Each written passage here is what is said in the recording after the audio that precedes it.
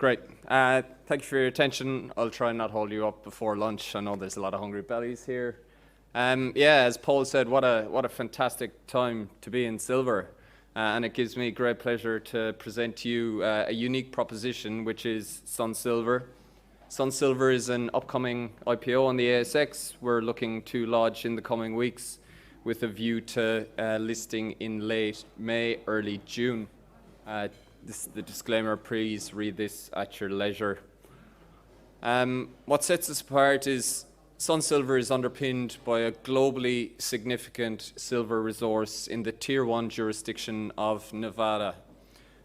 We have 292 million ounces of silver equivalent, so large scale at a grade of 72.4 grams per tonne. A silver gold asset, Ray talked about that importance earlier, with 176 million ounces of contained silver. When we list, our corporate structure upon listing will be 109 million shares on issue. We're looking to raise $10 million at a price of 20 cents. We have the ability to take overs up to $13 million, and as I mentioned, that target listing is early June.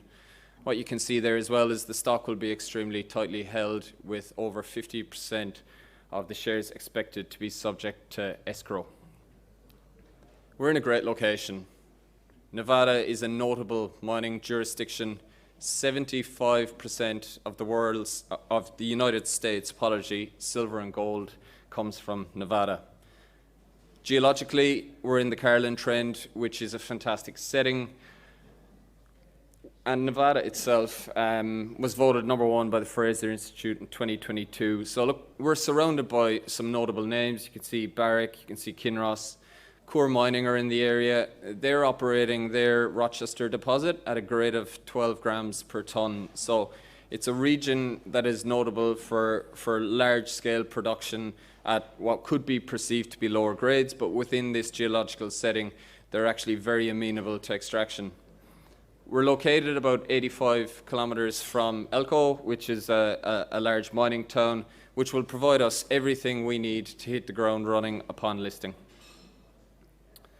The team, myself, I'm previously MD of a North American lithium exploration company. I also spent nearly 6 years at Pilbara Minerals during the development, commissioning and ramp-up phase, and spent a bit of time at Winu Copper Gold Project as well. We're development focused. We've all developed projects around the world. Dean Ercegovic, our non-executive chair, was a founding director and chief operating officer of Primero Group, who are a worldwide known developer or constructor of projects, notably in North America, having an office in Toronto. Nathan Marr has built 2 silver projects. He's a metallurgist. They are in Argentina and Spain, respectively, and he is actually very familiar with this project. And it's hugely important for us to have boots on ground. And Robert Mitchell provides us that. Robert is a local. He has worked in the Carlin Trend and in Nevada for the past 17 years. He has worked on the Rochester mine, and he has also worked for Newmont. So Rob will be our day-to-day. He's familiar with approvals, contractors, drillers, everything we need to get going. So why silver? Well, Ray talked about it a little earlier. The industrial demand for silver is skyrocketing. So in the past 10 years, it has grown 330%. And that's from 48 million ounces up to about 160 million ounces. You can see that there in the graph. It's exponential growth. And maintaining that current trajectory, it's estimated that silver reserves would be depleted by 2050. So again, Ray mentioned it earlier, silver has been in a deficit for the last 4 years. And based on those current projections, we expect that to continue. And we're located in Nevada, we're located in the United States. It's a prime jurisdiction which is focusing heavily on solar penetration. So they have targeted 30% solar penetration by 2050. They currently have 3%. That 125 gigawatts per annum of additional capacity by 2030. And silver is the most critical metal that is posing price and supply risk in this area. So as I mentioned earlier, and I'm going to reinforce it, by 2050, based on silver demand for solar, it would deplete 98% of global silver reserves. So silver projects and silver mines are needed. And for those who don't know, how is silver actually used within solar panels itself in this industrial use? So 23% of the material cost for a solar panel, the solar panel that sits on your roof, is silver. And over 90% of those solar panels are manufactured within China. So there's a huge push within the United States and Western countries to decouple itself from this Chinese dependence. That silver is in the form of a silver paste, and the United States this year is going to place a 25% tariff on all solar imports to the US. So that's going to cause a hike in prices. And also, it is banning imports from the Xinjiang province, which produces 50% of PV supply, and that's just due to ESG concerns within the region.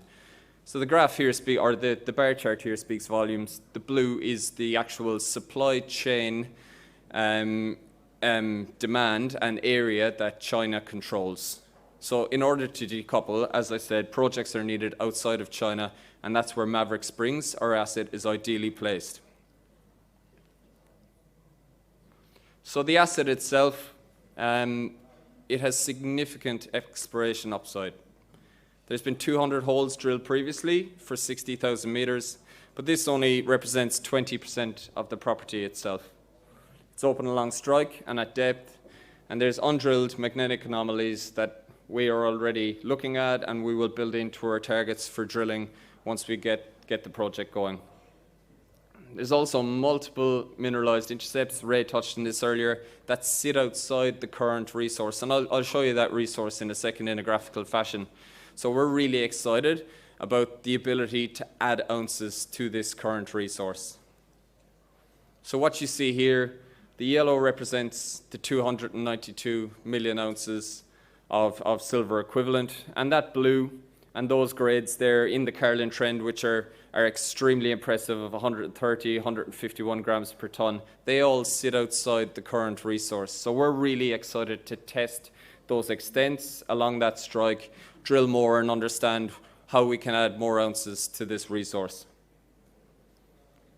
And look, I love this image. I think it paints a picture. Again, the yellow is the 292 million ounces of silver equivalent. That blue is measured mineralization. It accounts for 40% of the total mineralization, but that actually sits outside the current reported resource. So we're really looking forward to carrying out some desktop studies, some optimization works. Ray touched on the price earlier, and Paul talked about it. You know, there hasn't been any work really done on this project in 15 years. So we're going to be the first group to get back in there and retest it and optimize it and add value to this project. So there's a stack of work ahead of us, and we're really keen upon listing to get to it. So I promised I wouldn't keep you very long. It's a short presentation, pre-IPO, but we're targeting listing in Q2 2024, and our main aim is rapid resource expansion. And how will we do that? It's through mine optimization, it's through exploration drilling along strike, and also we want to increase the resource classification from that inferred up to indicated as quickly as possible. We'll carry out some met test work, and we'll also look at silver paste and solar energy investigations. The US is pushing this hard. There's grant funding available, which we'll investigate, and we're really excited about how that can aid us in pushing this project forward. So thank you for your time. If you are interested in learning more about the project and the IPO process, please visit our website and sign up. If you do that, the appropriate documentation will be shared with you as part of the process. And if you have any other questions, please come and visit myself at the booth. Silver's in a fantastic position, and we're really excited to have Maverick Springs coming online, and we're really excited to explore it and add value for shareholders.